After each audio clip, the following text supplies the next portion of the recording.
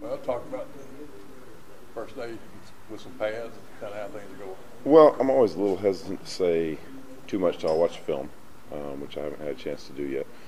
Um, but what I liked about it is there was good energy. I thought at times it was really physical on both sides of the ball, which is what I'm looking for primarily.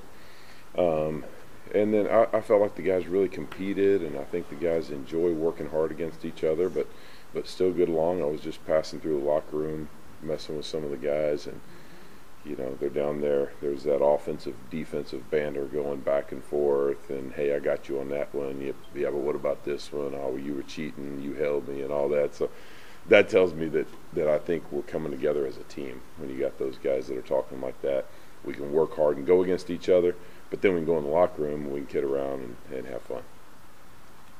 At the risk of asking the obvious, what type of stuff do you look for on film that you might not catch, like when you're watching it live? Well, I've got 5 guys that I'm coaching, and so I can't see all of them at once. I mean, when the ball's snapped, they expand in different directions. So I just can't see it all. So there are certain things that you might see in a practice or in a game that stick out to you. But one thing I've learned, no matter how good it is or how bad it is, it's never quite as far as you think on either end of the spectrum. If I thought we really had a great day and I go watch a film and I go, man, we didn't do that very good. Or if I think we were just awful because I'm remembering some plays, I go back and watch the film, well, we did some things okay. So that's why I always hesitate to say too much till I watch the film. But I do know that the guys practiced hard. It was really hot out there, and they pushed through and had good energy. But your young guys, and specifically Westerman and Robinson, just got to talk about how they've adapted so far. Well, they're, as I'm sure some other guys have probably alluded to already with their positions, their heads are spinning. They're, a little bit lost at times just because we've thrown so much at them in the first 3 days. However, they're not allowing that to slow them down, which is impressive to me, because most guys, the first thing they do when they have a question mark about a particular assignment is they become hesitant and tentative, and those guys haven't done that. If they may not block the right guy, but they're going to block the wrong guy hard if they can.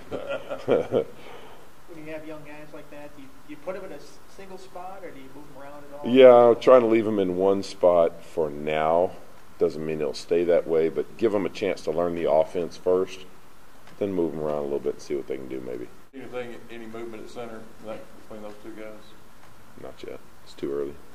I would say within a week I'll probably know whether it's moving one direction or whether it's just going to be a tight battle all the way to the end, and then one of them will separate themselves at the end. But after 1 day in pads, I can't say. How about Eric Mack? Kind of how he progressed, particularly? I mean, I know he was overweight when he came in last year. He looks like a different guy right now, and I'm certainly not saying that he's ready to play in this league or anything like that, but he looks a lot more like the guy that I recruited now, because for the past year he just hadn't even been close to it in terms of his body weight and conditioning. Now he's put himself in position that he can compete. It's a shame that he basically missed a year because of it, but hopefully he's learned a lesson and will learn from it and do better.